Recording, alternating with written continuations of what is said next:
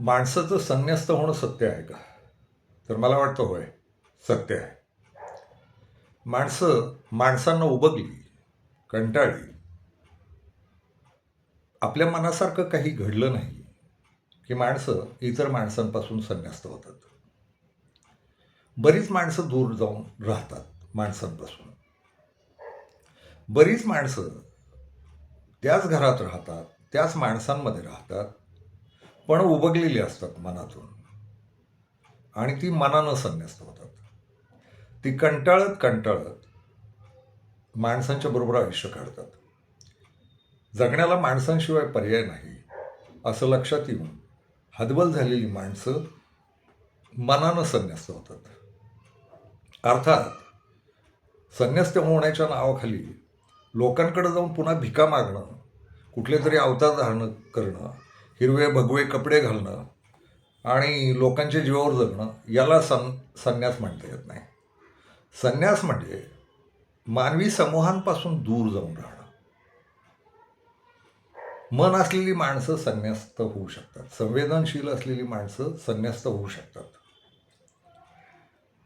माणसांनी एकमेकांना उभं काढू नये असं वातावरण असलं पाहिजे. अर्थात माणसांच्या समूहांपासून दूर जाऊन राहणारे लोक सुद्धा पुन्हा कधी कधी त्यांना ते मनातनं आठवत असणार की, कारण माणसांच्या जशा एकमेकांच्याकडं सुखाच्या आठवणी असतात तशा दुःखाच्या आठवणी असतात आणि दुःखाच्या आठवणींपासून दूर पळण्यासाठी माणूस संन्यस्त होतो. पण त्या संन्यस्त अवस्थेत कधीतरी सुखाच्या आठवणी येतात आणि माणूस बेचैन होऊ शकतो. म्हणजे पुन्हा संन्यस्त होणं हे परिपूर्ण 100% शुद्ध असं कधीच असू शकत नाही. माणसं एकांतात गेली, दूर गेली आणि एकटीच जगायला लागली तरी तिथंही माणसांशिवाय बेचैन होतात.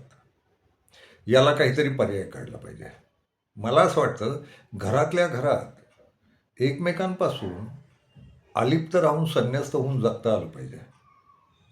एकमेकांना जपत जपत माणसांकडं दुर्लक्ष करत, माणसांच्या वैगुण्यांकडं दुर्लक्ष करत संन्यस्त होता आलं पाहिजे.